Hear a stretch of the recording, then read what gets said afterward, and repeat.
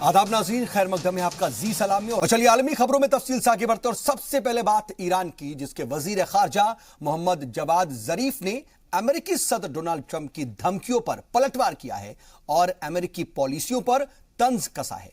जरीफ ने यह कहा कि ट्रंप की एक तरफा पॉलिसी से दुनिया अब तंग आ चुकी है। तेहरान में शुमाली कोरिया के वजीर खारजा से मुलाकात के दौरान जवाद जरीफ ने कहा कि ट्रंप इंतजामिया एक तरफा पाबंदी से ईरान नहीं बल्कि अमेरिका खुलकर एक तरह से अलग थलग पड़ गया है। उन्होंने यह भी कहा कि ट्रंप की पॉलिसी से यूरोपियन यूनियन, रूस, चीन और दीगर ममालिक काफी नाराज हैं। इससे कबल अमेरिकी सदर ट्रंप ने ट्वीट करके कहा था कि ईरान पर ऑफिशियली तौर पर पाबंदी लगा दी गई है। यह अब तक की सबसे सख्त पाबंदी है। ट्रंप ने धमकी वाले लहजे में यह कहा था कि जो मुल्क ईरान के साथ तिजारती रिश्ते जारी रखेंगे वो अमेरिका के साथ अपने तिजारती रिश्तों को आगे नहीं बढ़ा पाएंगे। वाज़ेह है कि ईरान और शुमाली कोरिया दोनों अमेरिकी पाबंदियों की मार झेल रहे हैं। वहीं अमेरिकी वजारत खारजा का यह कहना है कि मुज़ाकरात के लिए ईरान के बर्ताव में तब्दीली जरूरी है। हालांकि अब ईरान ने यह सख्त पलटवार किया है और यह कहा कि असल में अमेरिका को आईना देखने की जरूरत है। असल में तो अमेरिका ही अलग थलग पड़ रहा है। The executive order is reimposing sanctions on Iran's automotive sector and on its trade in gold and precious metals, as well as sanctions related to the Iranian rial in support of the president's decision to cease U.S. participation in the JCPOA. The United States is fully committed to enforcing all of those sanctions. The United States is seeking a new deal, that will comprehensively address the Iranian regime's destabilizing behavior. Not just their nuclear program, but also their missile program, their support for terrorism, and their malign regional behavior. The United States is willing to engage in talks with the Iranian regime, but we're looking for a commitment that they're willing to make fundamental changes in their behavior. और वहीं Iraq के वजीर आजम हैदर अल अबादी ने यह कहा है कि वो ईरान पर अमेरिकी पाबंदियों के खिलाफ हैं, लेकिन अपने मफाद के लिए ईरान पर अमेरिकी पाबंदियों की पासदारी करेंगे। अबादी ने यह भी कहा कि एक प्रेस कॉन्फ्रेंस से उन्होंने खिताब किया और कहा कि इराक नजरियाती तौर पर इस तरह की एक तरफा पाबंदी के खिलाफ है और इससे सिर्फ आवाम को नुकसान पहुंचता है। इराकी वजीर आजम ने कहा कि वो ईरान के खिलाफ अमेरिकी पाबंदियों से हमदर्दी नहीं रखते, लेकिन अपने लोगों के मफादात के लिए, उसके तहफ़्फ़ुज़ के लिए उनका वो पालन करेंगे। आपको बता दें कि अमेरिका ने 2015 के जौहरी मुआहदे से दस्तबरदारी के बाद ईरान पर अब सख्त पाबंदी आयद कर दी है।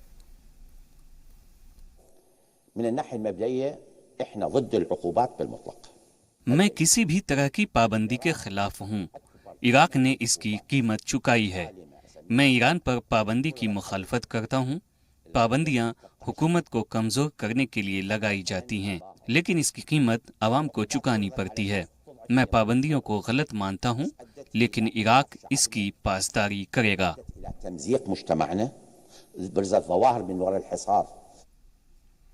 और इस पूरी सूरत हाल पर ज्यादा बातचीत के लिए हमारे साथ मिले ईस्ट के एक्सपर्ट अखलाक उस्मानी साहब फोन के जरिए जुड़ चुके हैं। अखलाक सर, बहुत इस्तकबाल आपका जी सलाम पर। जी शुक्रिया सर, अमेरिकी पाबंदी के बाद ईरान ने पलटवार किया, साफ तौर पर कहा कि ट्रंप इंतजामिया से दुनिया परेशान है। जवाद जरीफ क्या अपने बयान से किसी की हिमायत हासिल करना चाहते हैं? मुझे नहीं लगता कि ईरान ने कोशिश की है, क्योंकि सिर्फ हिमायत करने से ईरान का काम बन नहीं रहा है। जो डोनाल्ड ट्रंप लगातार उनको जो धमकियां दे रहे हैं, आपको मालूम है कि कल ही उन्होंने एक ट्वीट किया था हिंदुस्तान के टाइम के मुताबिक शाम के करीब 3 बजे, जिसमें उन्होंने लिखा था कि हमने दोबारा से नए सैंक्शंस लगा दिए हैं ईरान पर और नवंबर में इसको एक अलग लेवल पे ले जाया जाएगा, जिसमें आसान नहीं होगा कि ईरान के साथ कोई कारोबार कर पाए और ये दुनिया की शांति के लिए जरूरी है।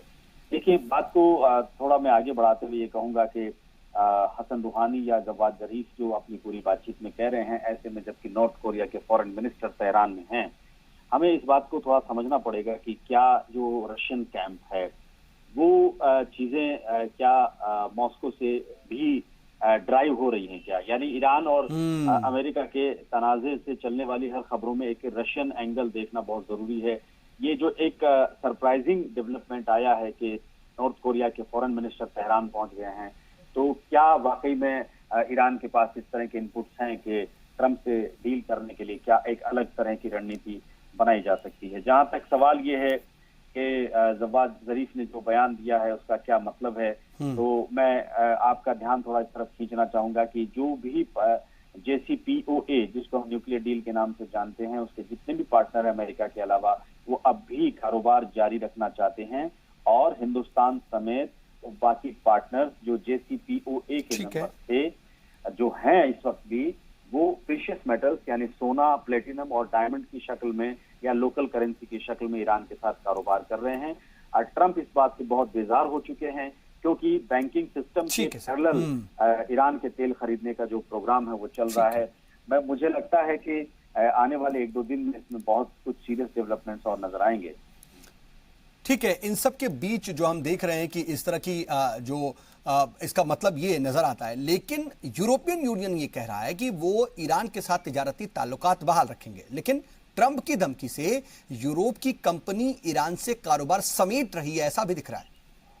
बिल्कुल आप सही कह रहे हैं। जैसे मैं आपको 2 मिसालें दूंगा। एक ये कि मर्सिडीज बेंज जो है वो JCPOA के साइन होने के बाद ईरान में मर्सिडीज कारें सप्लाई करने वाला था, पर वो खेप रुक गई है।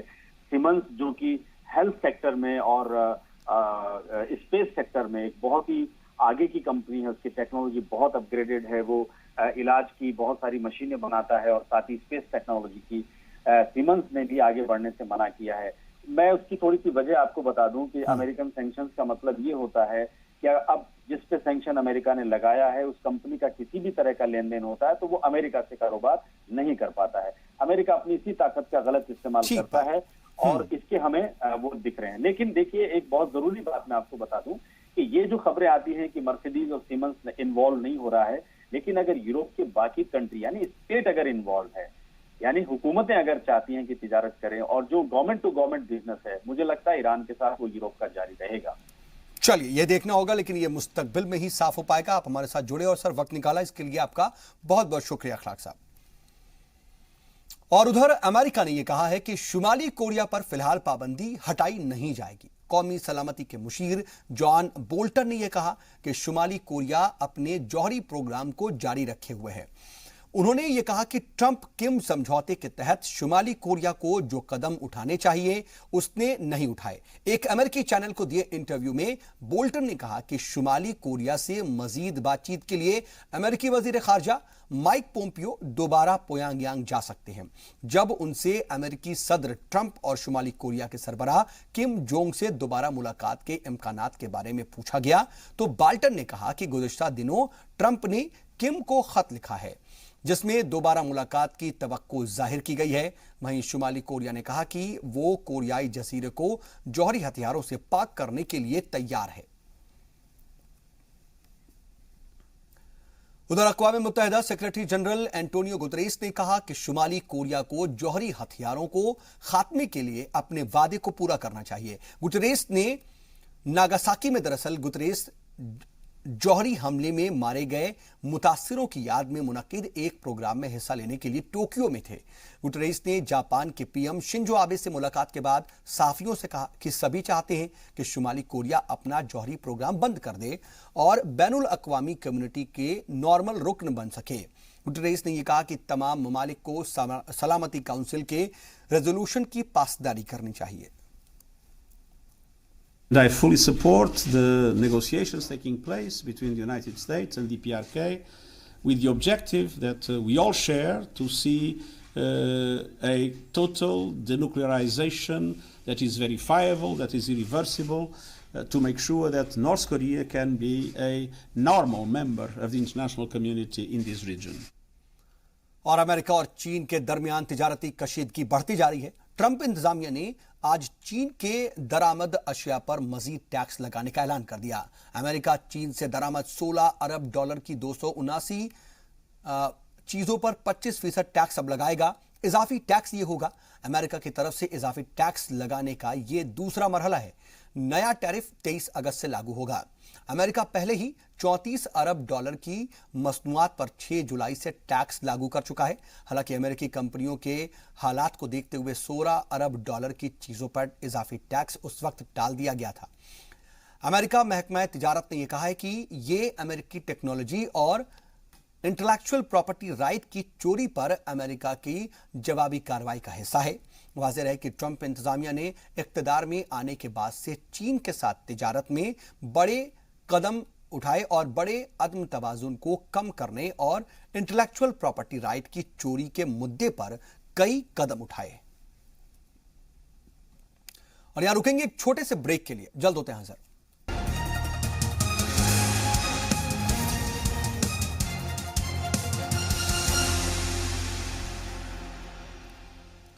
ब्रेक के बाद एक बार फिर से आपका इस्तकबाल है। सऊदी और कनाडा के दरमियान सिफारती तनाजात शिद्दत अख्तियार करता जा रहा है और सऊदी अरब में मजीद कदम उठाते हुए कनाडा में अपने शहरियों के इलाज के तमाम प्रोग्राम को रोक दिया है। सऊदी हुक्काम ने बताया कि कनाडा में जेरे इलाज तमाम सऊदी बाशिंदों को दूसरे ममालिक में शिफ्ट किया जाएगा। इससे कबल सऊदी ने कनाडा के लिए तमाम परवाजें फिलहाल बंद करने का ऐलान किया था। गुज़िश्ता रोज ही सऊदी ने अपने यहां पर कनाडा के सफीर को मुल्क छोड़ने का हुक्म दिया था।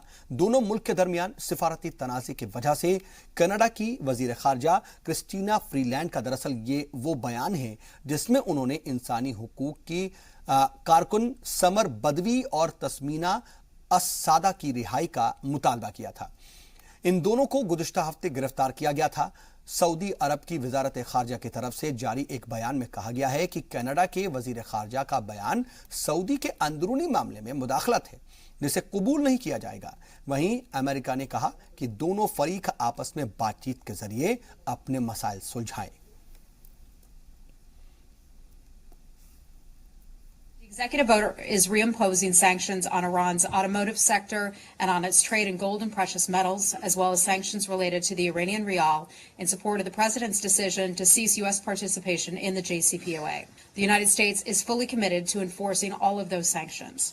The United States is seeking a new deal that will comprehensively address the Iranian regime's destabilizing behavior. Not just their nuclear program, but also their missile program, their support for terrorism, and their malign regional behavior. The United States is willing to engage in talks with the Iranian regime, but we're looking for a commitment that they're willing to make fundamental changes in their behavior. और हमारे साथ Arab News के former editor Faisal Ali साहब इस मुद्दे पर, इस मौजू पर खास बातचीत के लिए फोन लाइन के जरिए जुड़ चुके हैं। फैसल सर, बहुत इस्तकबाल आपका जी सलाम पर। शुक्रिया सर, सऊदी अरब और कनाडा के बीच जो सिफारती कशीदगी बढ़ती जा रही है, सऊदी कनाडा पर रोज कुछ ना कुछ पाबंदी आयत कर रहा है, आखिर ये कहां तक जाता हुआ दिख रहा है? देखिए, ये पहली बार दिखा है कि सऊदी अरब फॉरेन पॉलिसी को लेकर के इतना ज्यादा एग्रेसिव है। अभी तक सऊदी अरब को ये जाना जाता था कि अगर कोई डिप्लोमेटिक स्पैट होती थी या कोई डिप्लोमेटिक क्राइसिस होती थी तो उसको पर्दे के पीछे सुलझाने का काम करते थे। लेकिन जब से प्रिंस मोहम्मद बिन सलमान एक तरह से कहिए डिफैक्टो रूलर हुए हैं, तब से ये देखा जा रहा है कि वो बहुत प्रोएक्टिव होकर एग्रेसिव फॉरेन पॉलिसी को उन्होंने अपनाया है, चाहे वो कतर के मामले में हो चाहे अभी कनाडा के मामले में देखा जा रहा है। ये बिल्कुल तय है कि इस तरह की किसी भी चीज को जिसको वो अपने दाखिली मामले में कहीं ना कहीं इंटरफेरेंस मान रहे हैं, उस पे वो किसी तरह की कोई मुदाखलत बर्दाश्त नहीं कर रहे। लेकिन सर, सऊदी में हुकूक इंसानी की पामाली कोई नई बात नहीं है। इस तरह के बयान पहले अमेरिका की जानिब से भी आते रही हैं। आखिर तिल का ताड़ बनाने के पीछे वजह क्या है? शहजादा सलमान दुनिया को क्या कोई पैगाम देना चाहते हैं? जैसा कि आप कह भी रहे हैं, तो क्या वो एक मैसेज देने की कोशिश में है कोई? बिल्कुल लाउड एंड क्लियर यही मैसेज देने की कोशिश कर रहे हैं कि अब वो जो एक सिचुएशन थी सऊदी अरेबिया की के पीछे से और ढके छुपे अंदाज में चीजें करते थे और सामने आकर के बिल्कुल हेड ऑन नहीं दे देते चीजों को, वो अब वो दौर जा चुका है। ये क़यादत नए हाथों में आई है और प्रिंस मोहम्मद बिन सलमान का जो अपना विजन है, विजन 2030, उसमें ये सारी चीजें हैं कि हम बिल्कुल प्रोएक्टिव होकर के रहेंगे, अपनी ताकत का एहसास कराएंगे, चाहे वो खित्ती में हो चाहे दुनिया के दूसरे हिस्सों के ऊपर हो। ये बात बिल्कुल बाबर कराना उनका मकसद है। दूसरी बात ये कि देखिए, हुकूक इंसानी की पामाली हर जगह होती है, सऊदी अरब में भी होती है, हर जगह होती है, लेकिन आप देखिए कनाडा का एक ट्रेंड रहा है कि हिंदुस्तान के हवाले से भी उसने इसी तरह की बात कह दी थी खालिस्तानियों को लेकर के, जिससे हिंदुस्तान में भी काफी हंगामा हुआ था। तो जाहिर सी बात है हिंदुस्तान तो फिर भी डिप्लोमेटिक कंट्री है, डेमोक्रेटिक कंट्री है, तो यहाँ पे उस तरह से रिजेंटमेंट नहीं हुआ, डिप्लोमेटिक लेवल पे जरूर हुआ, लेकिन अब जब सऊदी अरब के साथ किया गया तो उनको इस तरह की बात सुनने की आदत नहीं है। आपने कहा कि अमेरिका भी कहता रहा, अमेरिका ने बराह रास्त कभी भी कहा है। आज भी जब अमेरिकन स्टेट डिपार्टमेंट के स्पोक्सपर्सन से न्यूयॉर्क से ये पूछा गया तो उसने बिल्कुल इस पे बात करने से मना कर दिया और कहा ये कनाडा और सऊदी अरेबिया का ठीक है। अब ये जो मैसेज देने की कोशिश है उसका असर क्या होगा, ये देखने वाली बात होगी। हमारे साथ जुड़े सर, इसके लिए आपका बहुत बहुत शुक्रिया।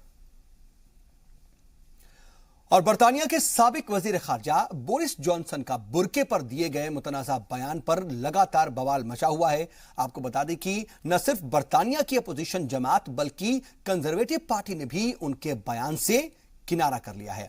बोरिस जॉनसन ने बुरके को इस्तेहसाल की निशानी बताते हुए नकाब पहनी खवातीन को लेटर बॉक्स करार दिया था। उन्होंने कहा है कि ब्रिटेन में कारोबारी और सरकारी एजेंसियों को ड्रेस कोड लागू करना चाहिए और लोगों के चेहरे देखने की इजाजत मिलनी चाहिए। वहीं बर्तानिया की वजीर आजम थेरेसा मे ने कहा कि कोई क्या पहनता है वो उसका निजी मामला है।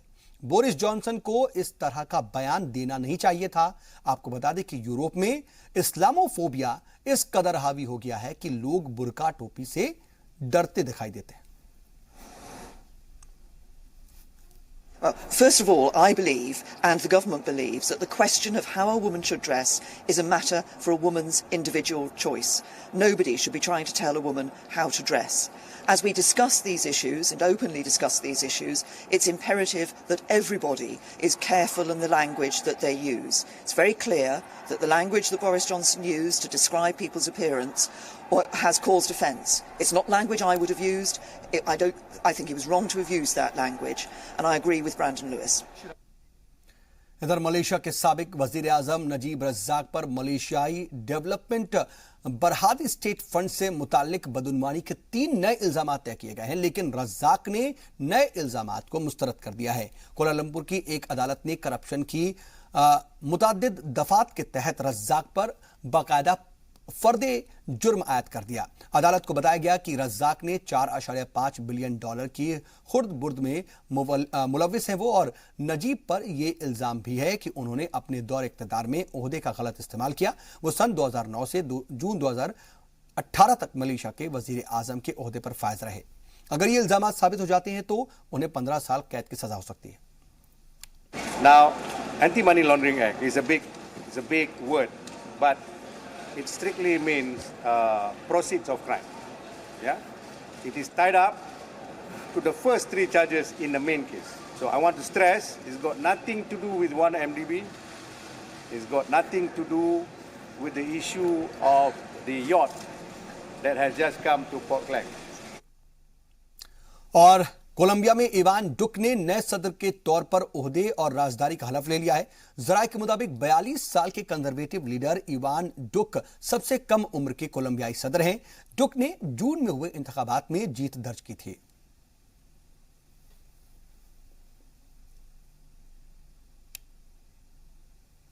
बांग्लादेश में बेहतर सड़क और ट्रैफिक निजाम के मुतालबे को लेकर के तलबा के एहतजाज को कवर कर रहे सहाफियों पर हमले और उनकी गिरफ्तारी के खिलाफ तलबा और सहाफी बरादरी ने सरकार को 72 घंटे का अल्टीमेटम दिया है।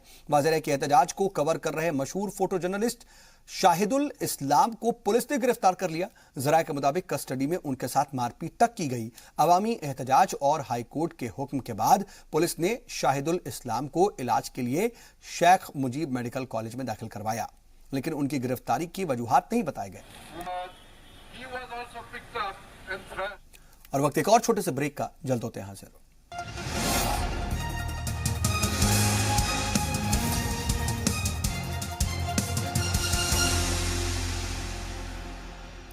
ब्रेक के बाद एक बार फिर से आपका इस्तकबाल है। खबरों के सिलसिले को आगे बढ़ाते हैं। इंडोनेशियाई जजीरे लोम्बुक में आए शदीद जलजले में हलाक होने वालों की तादाद 130 से ज्यादा पहुंच गई है और मकामी हुक्काम के मुताबिक जलजले में सैकड़ों अफराद जख्मी हुए, जबकि इस कुदरती आफत की वजह से बेघर होने वाले अफराद की भी तादाद 1.5 लाख तक पहुंच चुकी है। बचाव दल मुतासरा इलाकों में पहुंचकर लोगों को खाना पानी मुहैया लगातार करवा रहा है।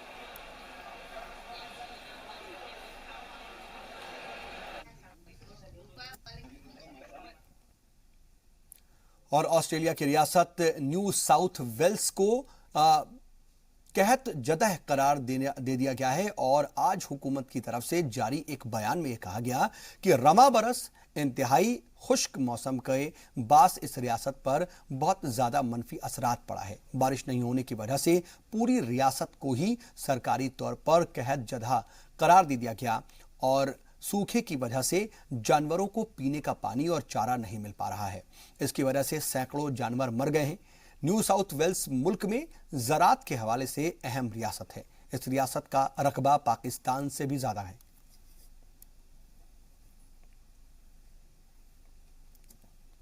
Winter has been particularly cruel. You have to go back to 1965 to see another winter like this one. And you've got to remember that some of our farmers haven't really recovered from the last drought. Europe के कई मुल्कों में जबरदस्त गर्मी पड़ रही है। दर्जाए हरारत 40 डिग्री के पार पहुंच चुका है। लोगों का जहां गर्मी से बुरा हाल है, वहीं जबरदस्त गर्मी की वजह से लगातार इन ममालिक के जंगलों में आग लगने के वाकयात भी सामने आ रहे हैं। स्पेन के जुनूब इलाके में सैन विसेंट डे अलकातरा में कई दिनों से जंगलों में आग लगी हुई है और आग पर काबू पाने की भी लगातार कोशिश की जा रही है। ये तस्वीरें भी आप देख रहे हैं कि किस तरीके से आग पर काबू पाने की कोशिशें हो रही हैं, लेकिन खुश्क मौसम और तेज हवाओं की वजह से आग पर काबू पाना मुश्किल हो रहा है। वहीं नीदरलैंड में भी गर्मी से लोगों का बुरा हाल है। दर्जा हरारत 30 डिग्री के पार हो गया है। सूखे की मार लोगों को झेलनी पड़ रही है। नीदरलैंड में भी कई इलाकों में आग लगी हुई है। फायर ब्रिगेड का अमला फसलों को बचाने के लिए दिन और रात मेहनत कर रहा है। रिपोर्ट के मुताबिक आलू और कॉर्न की फसलों पर इस मौसम का सबसे ज्यादा बुरा असर पड़ा है।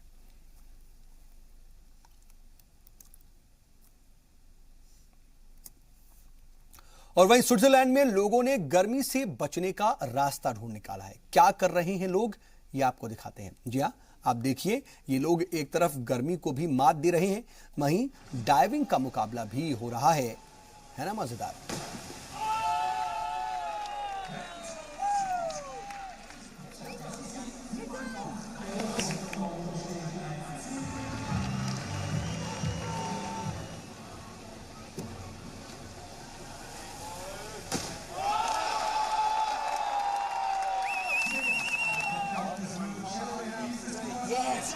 Going out.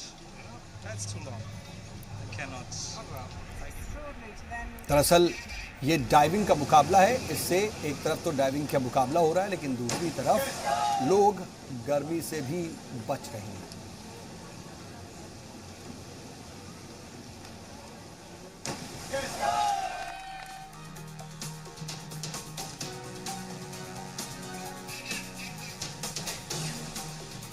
और चलिए, इसी के साथ वर्ल्ड न्यूज में आज के लिए बस इतना ही। बने रहिए जी सलाम के साथ।